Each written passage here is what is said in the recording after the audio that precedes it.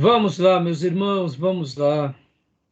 Começando aqui nossa gravação, nosso primeiro dia de aula de Teologia Sistemática 2, Teontologia, Doutrina de Deus. Mais uma vez, graça e paz. Amém, boa noite.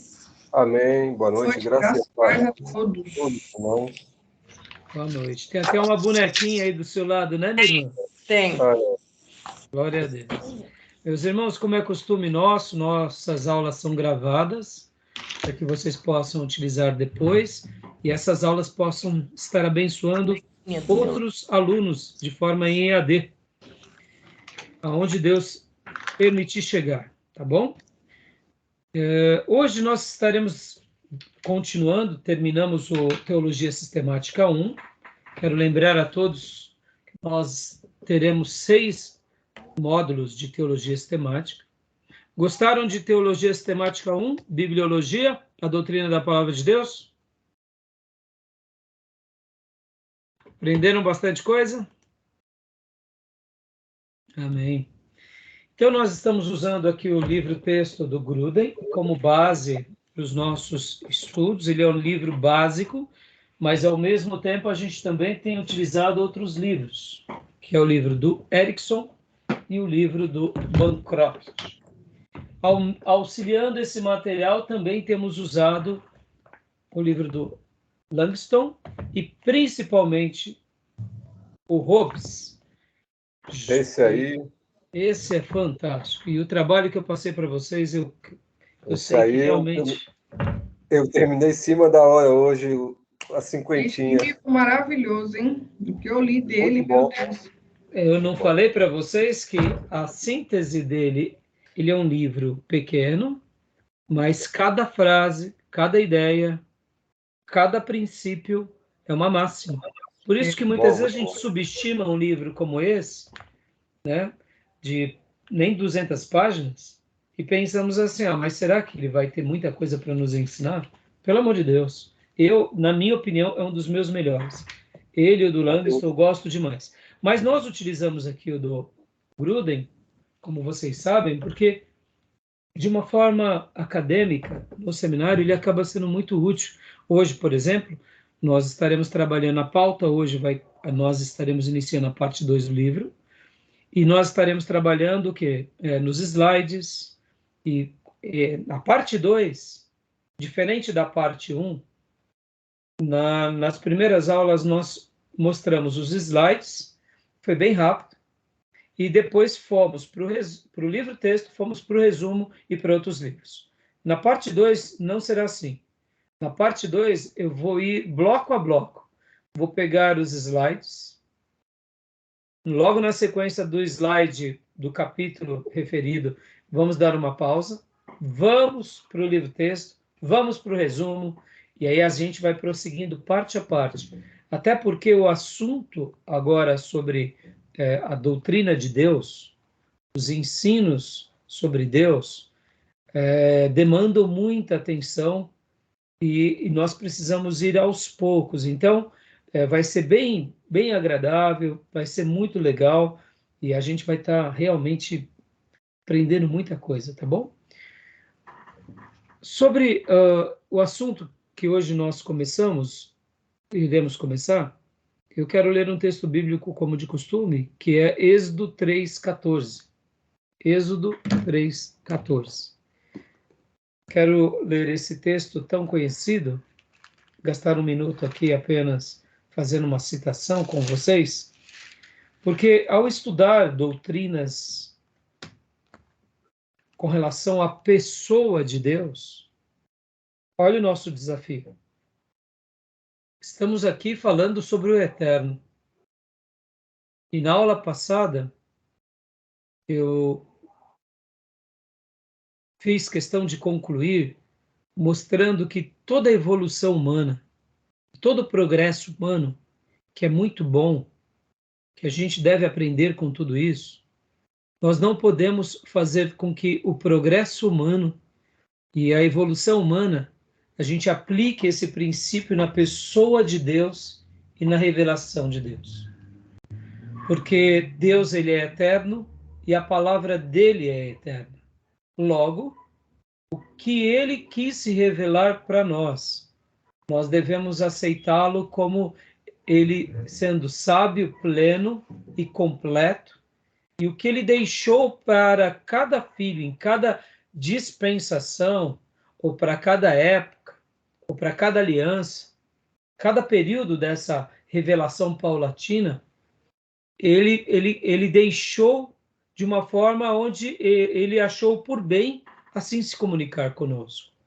Eu sei que muitas vezes para nós, até a maneira em que Deus se revela no Velho Testamento, no Novo Testamento, é uma maneira tão peculiar e paulatina e progressiva que logo quando ele fecha a sua revelação, nós temos uma tendência de querer também usar dessa mesma faculdade, que é a progressão, que é o progresso, que é a evolução, e aplicar em cima da religião, aplicar em cima de Deus, e aplicar em cima da própria pessoa dele ou da própria revelação de Deus. E, como eu disse muito bem na última aula, principalmente no primeiro bloco, isso não dá para a gente fazer. Isso a gente não pode fazer. Porque, como eu disse para vocês, Deus ele é eterno. A palavra dele também tem características eternas e imutáveis e inerrantes. Logo, então nós podemos mexer na roupagem, nós podemos entender parte dessa revelação, e mesmo quando ele se revela paulatinamente, foi porque ele quis fazer assim. Hoje, enquanto eu preparava a nossa aula aqui, eu me lembrava sobre algumas questões. Eu fazia algumas perguntas para mim mesmo. Eu dizia assim, por que Deus não chegou para Abraão e fez questão de revelar tudo para Abraão, do começo ao fim? Deus não poderia ter feito assim? Deus não poderia ter chamado Abraão e falado, Abraão, é o seguinte, toma nota aí de tudo, porque agora você vai receber toda a minha revelação. E aí, ao invés de Deus se revelar vagarosamente em cada período, ele poderia ter dado tudo para Abraão. E Abraão ter tudo pronto, e Abraão ter dito para todos nós, olha, essa é a vontade de Deus, foi assim que Deus quis se revelar. E eu, quando fazia essas perguntas para mim mesmo, eu cheguei a algumas respostas, que possivelmente Abraão, me entenda, irmãos, crer em Deus é um ato de fé. Saber que ele existe é um ato de fé. No entanto, Deus conhece a nossa estrutura. Deus sabe que para que eu possa obedecê-lo, amá-lo, desfrutar da presença dele, ele sabe da minha estrutura, como ele sabia da estrutura de cada servo em cada período. E podem ver que Deus ele vai se revelando, ora usando a história, usando o seu povo, os acontecimentos. Então, há uma construção nessa revelação. Deus, se ele quisesse, ele poderia ter se revelado de uma vez, mas ele não quis. Ele quis se revelar aos poucos, para mostrar, acredito eu, a sua soberania entre o seu povo e para mostrar que ele estava realmente dando as diretrizes de cada momento. Mas Deus ele poderia ter feito tudo. Então, por isso que eu digo para vocês que até mesmo a revelação de Deus, que foi paulatina e progressiva, mas ela foi plena. Assim como ele é pleno e eterno, a revelação dele para nós e para o seu povo foi plena. Tudo o que Abraão precisava saber a respeito de Deus, Deus se revelou para Abraão. Tudo que Davi precisava saber a respeito de Deus, Deus se revelou para Davi. Tudo que Deus desejou se revelar para Isaías e para o seu povo, assim como para os reis, Deus revelou para Isaías. Ou seja, em cada período da história, Deus deu aquilo que eles precisavam como resposta. E quando vem, como diz Gálatas 4:4, a plenitude dos tempos, Deus envia o seu Filho. E com esse seu Filho, que é o momento exato, Deus não só mostra a ele, revela a ele, e logo separa um grupo de pessoas para fechar essa última revelação. E podem ver que Gálatas 4:4 fala plenitude, dando até uma ideia de que, olha, Deus faz tudo perfeitamente. E ele fecha. esse processo da revelação de Deus, que foi aos poucos e paulatina, eu não posso, porque Deus se revelou aos poucos, vagarosamente, eu não posso agora tentar alterá-lo. Por isso que na última aula eu fiz questão de gastar aquele tempo, o primeiro módulo, mostrando sobre isso. Então, ficou muito claro isso para vocês, né, irmãos? Que toda evolução ela é muito útil. Tudo que acontece, até mesmo na igreja, a gente pode mudar algumas coisas, desde que sejam as coisas periféricas. Mas a essência, que é a palavra, não. E agora, nesse segundo bloco que a gente está começando hoje, nós estaremos falando da pessoa dele. E é óbvio que nós estaremos mergulhando em tudo que a Bíblia revela quem Deus é. Por isso que vai ser também difícil esse módulo, porque falar sobre o eterno é fazer um exercício que está além das nossas faculdades. E a Bíblia revela o que Deus é. Mas nós poderíamos também dizer que ela também, nas entrelinhas, deixa-nos até mesmo perguntas sobre o que ele não é. A Bíblia vai mostrar a pessoa de Deus, a pessoa do Pai, a pessoa do Filho e a pessoa do Espírito Santo. Então, nós podemos afirmar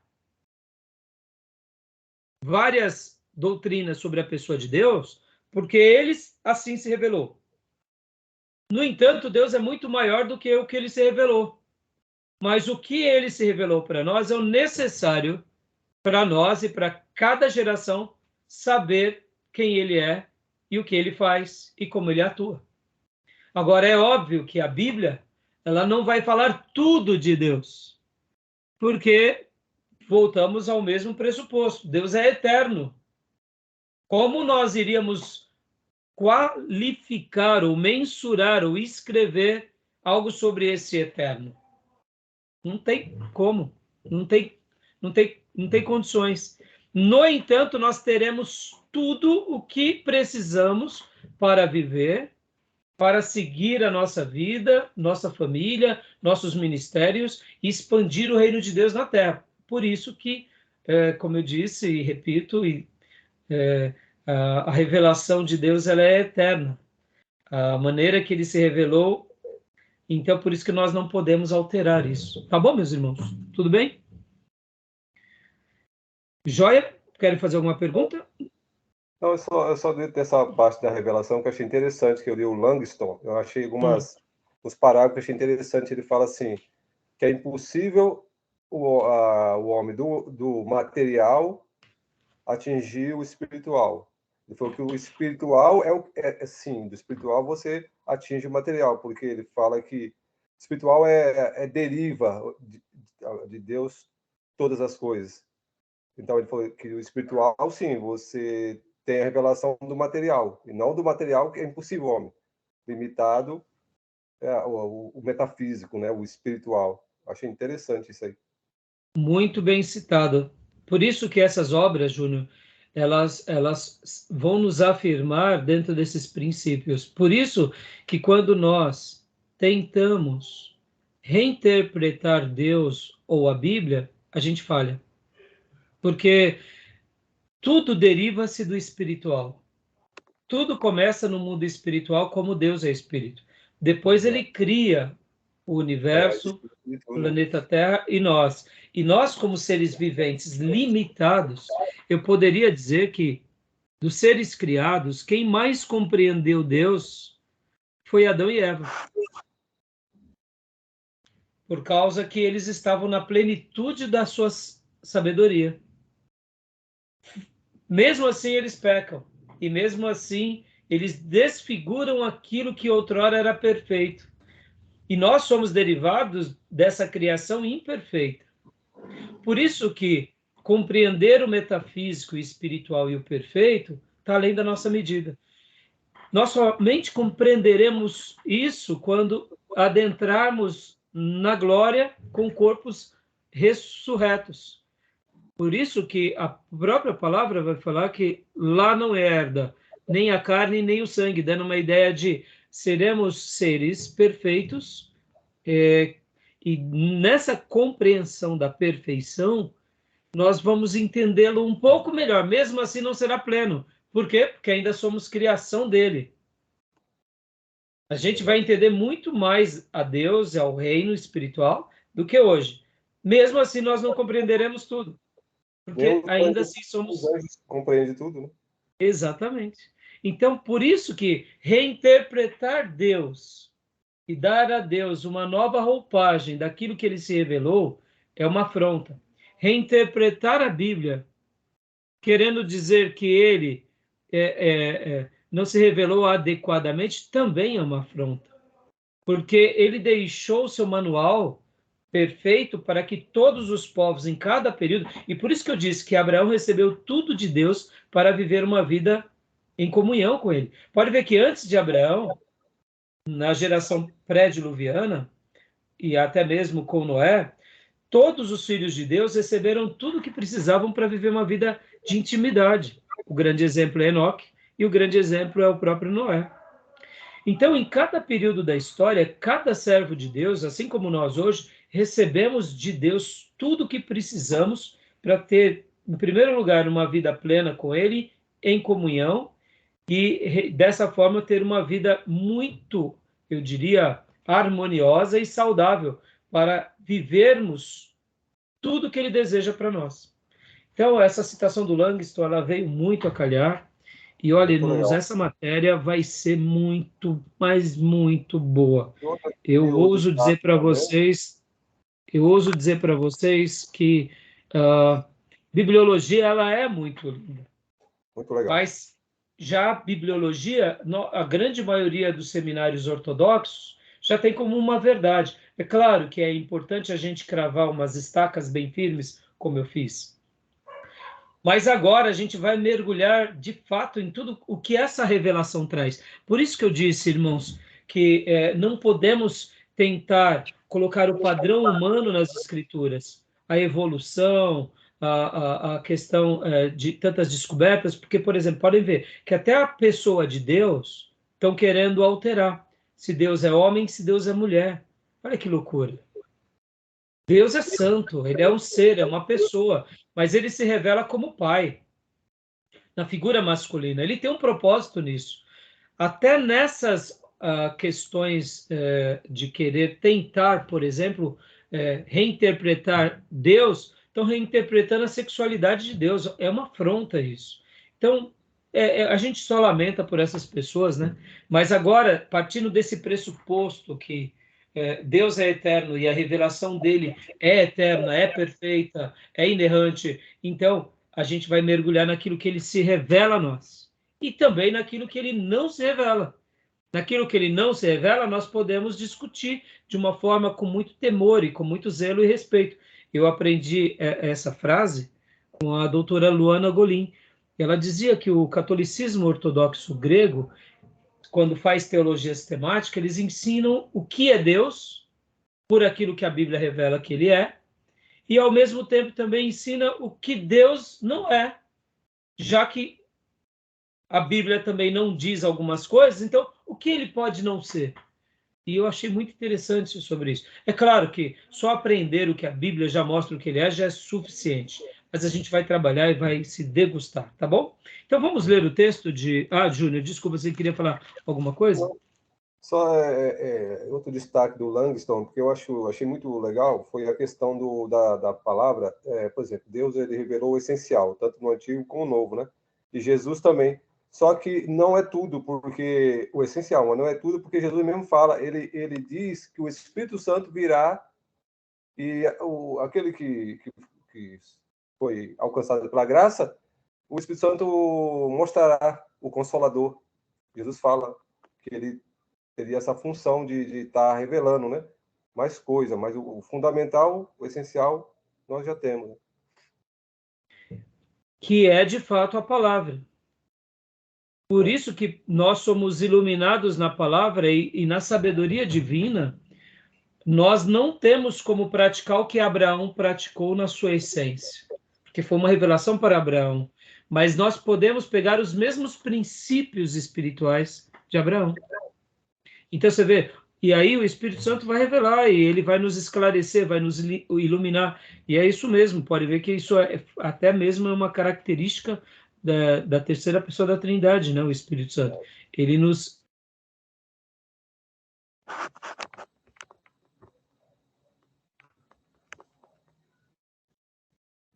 Caiu, né? Travou para vocês aí também? Travou. Graças a paz, gente. Travou, pastor. Vai, irmão, pastor.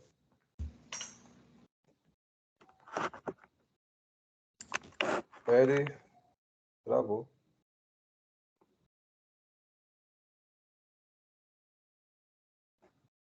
Vamos ver se ele volta aí.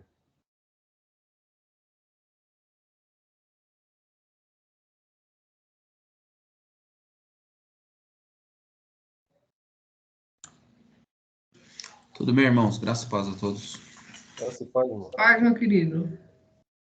Estava com dificuldade de entrar aqui agora há pouco, eu vi que a irmã Cleusa também. Todos estavam assim, não? Então, eu entrei, bugou, aí eu saí de novo. Logo que eu entrei, tava o pastor e o Eu não tive irmão dificuldade.